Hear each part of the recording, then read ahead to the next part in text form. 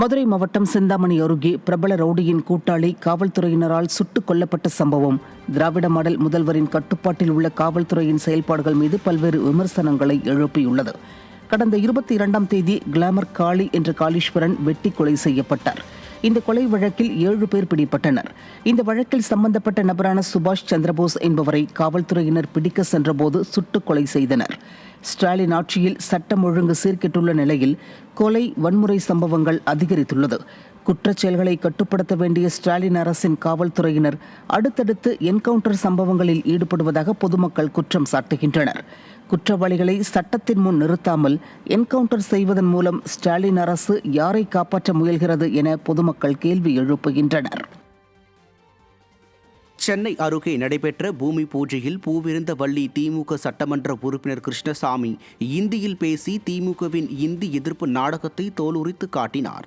காட்டுப்பாக்கத்தில் நடைபெற்ற புதிய சமுதாய கூடத்திற்கான பூமி பூஜைக்கு 1.5 மணி நேரம் தாமதமாக வந்த திமுக எம்எல்ஏ கிருஷ்ணசாமி வடமாநில தொழிலாளி மூலம் அடிக்கல் நாட்டியதுடன் நீங்கள் பீகாரியா என இந்தியில் கேட்ட பூசணிக்காயை எப்படி சுற்றி திருஷ்டி கழிக்க வேண்டும் என இந்தியில் கற்றுக் கொடுத்தார். இதை கண்ட பொதுமக்கள் திமுகவினர் இந்தியை எதிர்ப்பது போல் பாவலா காட்டிக் கொண்டே தங்கள் பள்ளிகளில் அதிக கட்டணத்திற்கு இந்தியை கற்றுத்தந்து மக்களை ஏமாற்றும் நிலையில் தற்போது தனது கட்சி சட்டமன்ற உறுப்பினரை இந்தியில் பேச அனுமதித்துள்ளதன் மூலம் ஸ்டாலின் பிள்ளையையும் கிள்ளிவிட்டு தொட்டிலையும் ஆட்டி விடுவதாக குற்றம் சாட்டுகின்றனர்.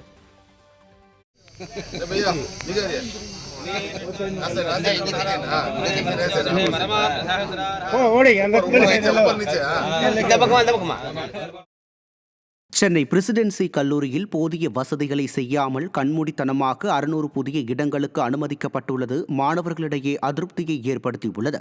மாநில உயர்கல்வித்துறை அனுமதியின்படி இந்த கல்வியாண்டில் இளங்கலை படிப்புகளில் 600க்கும் மேற்பட்ட இடங்களை சேர்க்க பிரசிடென்சி கல்லூரி முடிவு செய்துள்ளது. கடந்த ஆண்டு மட்டும் 1140 இடங்களுக்கு 1,30,000 மாணவர்கள் விண்ணப்பித்ததை அடுத்து இந்த ஆண்டு பெரும்பாலான பாடங்களில் 50% வரையிலான இடங்கள் அதிகரிக்கப்பட்டுள்ளன.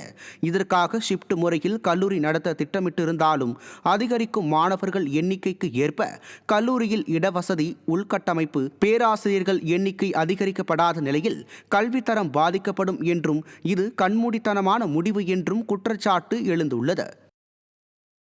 இடங்களிலும் புதுவை மற்றும் காரைக்கால் பகுதிகளிலும் வரும் 7 நாட்களுக்கு லேசானது முதல் மிதமான மழை பெய்யக்கூடும் என சென்னை வானிலை ஆய்வு மையம் தெரிவித்துள்ளது.